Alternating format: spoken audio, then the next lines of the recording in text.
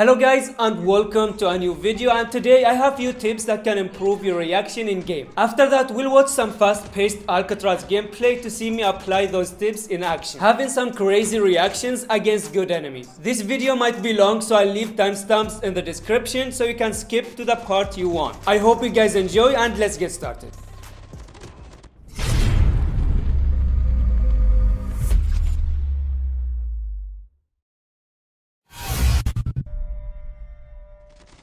As always, I'll start with the most important one, which is getting a good headset. And I'm surprised that many of you guys are not even using a headset. I'm not sure if you realize how much of a disadvantage you're in, but wearing a decent headset gives you many benefits. First of all, it allows you to hear footsteps from far away before it even shows on the indicator.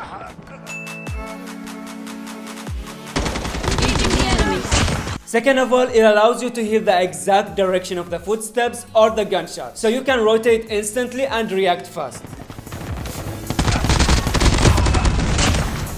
So the question here is, which headset should you buy? Obviously the expensive ones gives you the best quality, but not everyone can afford them. But when you buy one, make sure it supports surround sound, which is the feature that allows you to hear game sounds at 360 like you're actually inside the game. I'm really happy with the one I'm using right now, which is the Black Shark V2X from Razer. The sound quality is great. It allows me to hear footsteps from a distance. But the main reason I got this headset is because of the mic. It has one of the best mics you can get for the price range, and it's even better than many other more expensive headsets, so you can communicate with your friends without blowing up their eardrums, because having low quality mics results in a plain engine voice quality, which becomes a disadvantage instead of an advantage. However, the Black Shark V2X is not perfect, as it picks some background noises like cars honking outside my house. But overall, I'd say it's a great choice for the price, especially if you play the game casually for fun. And right now it costs around $50 on Amazon. Another headsets I recommend are the ones from HyperX. They have so many different models and all of them are great. Just pick one depending on your budget. Next tip is related to the settings. First of all, in audio settings, I have my SFX volume at max. This option is responsible for the sounds of the footsteps and the gunshots, which are both extremely important. So you want to have them at 100 to be able to hear enemies coming from far away.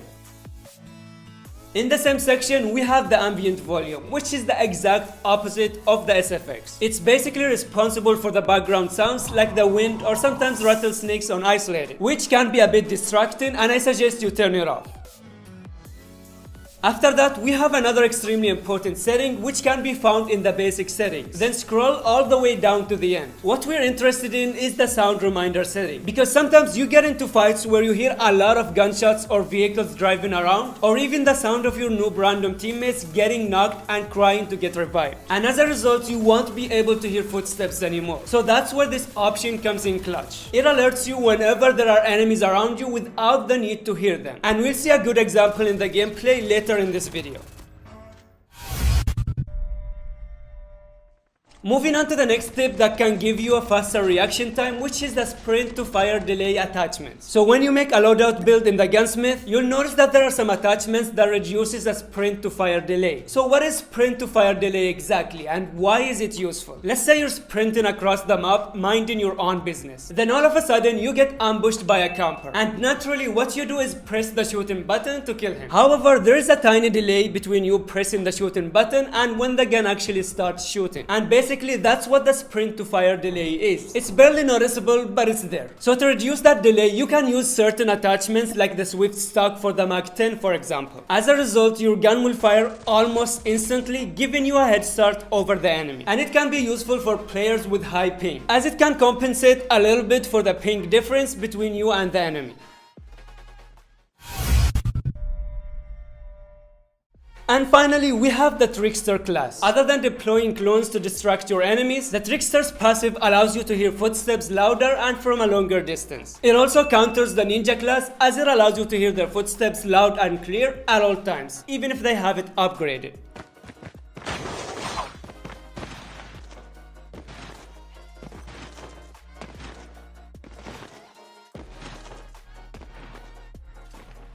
The revived flight will arrive. Those were all the tips I can think of, and I hope you guys find them useful. Now we'll move on to the gameplay. It was a very aggressive game with some insane reactions. I hope you guys enjoyed.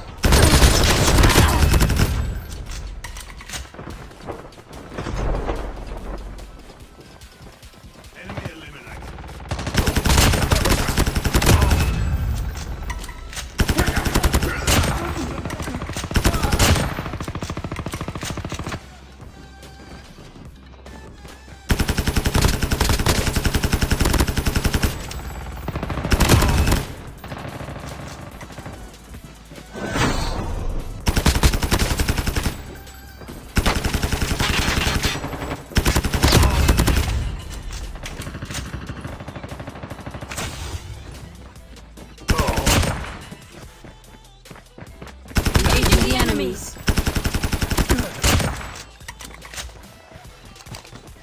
Move here to get armor.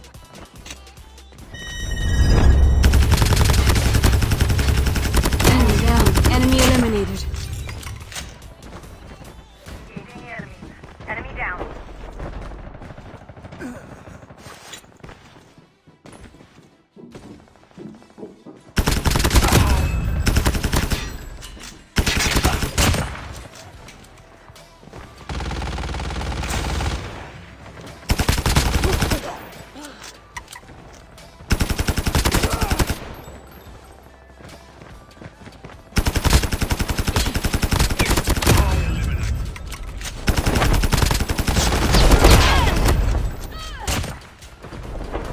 Your teammate has been killed.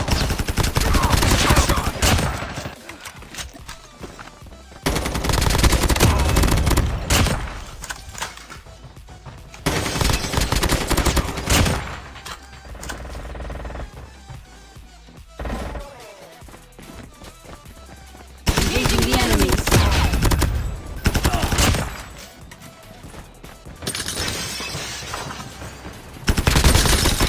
Enemy down. Poltergeist is active.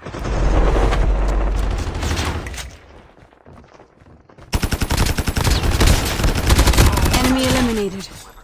Even though I was low on health, I managed to outplay this enemy. All thanks to the huge mistake he made when he tried to drop shot me. If you notice right here, he gave me easy 3 headshots in a row. I really don't think drop shotting is good at close range. Maybe it works against weak enemies, but against a player with good aim, it becomes more of a disadvantage rather than an advantage.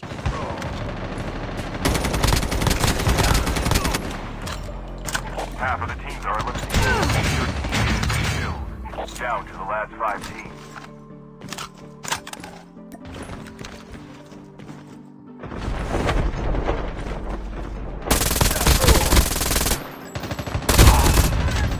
Your teammate has been killed. Trap deployed.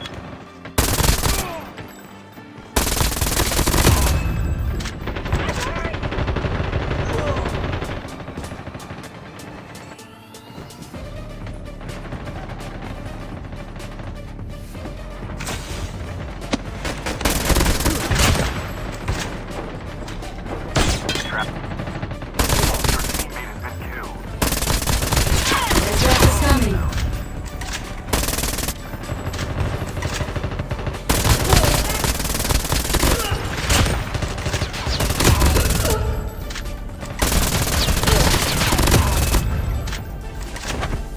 Airdrop. There might be some good supplies this way.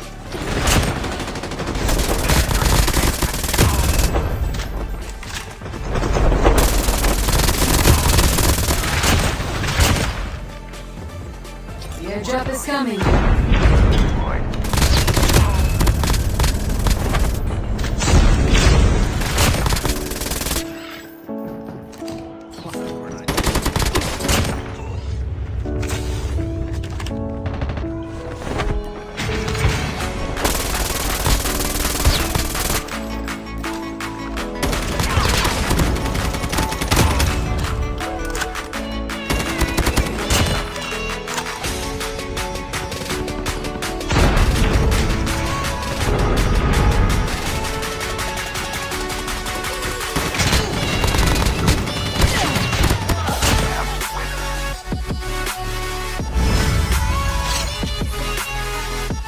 This was a great example to show the importance of indicators. So I knocked the first enemy, then I switched to the other one, but I cancelled right away because I saw 3 footsteps on my screen. One for the knocked enemy, the other one for the enemy I was shooting at, and the last one was unknown. I didn't know his exact location, so I retreated a little bit. Took some cover to reload and reset my attack, then I went back and found him right in my face. So if it wasn't for the indicator, I would have overcommitted to the last enemy, which would have left me vulnerable to the last one. Another thing worth mentioning, right here reviving reviving my teammate was too risky. There was someone near me, plus the revive flight timer just ended, which means the enemies might drop on us at any second. Not only there wasn't enough time to revive him, but I could have died easily in the process. My teammate should have just given up and came back in the revive flight, as he had more chances left. So sometimes you need to make the decision not to revive your teammate. I mean, if your teammate is someone you know and you can count on, then maybe it's worth it. But in my case, I was with randoms, so it wasn't really worth taking the risk. I hope you guys enjoyed the gameplay and found the tips useful. And if you did, then consider leaving a like before you leave. Thank you for watching, and I'll see you in the next video.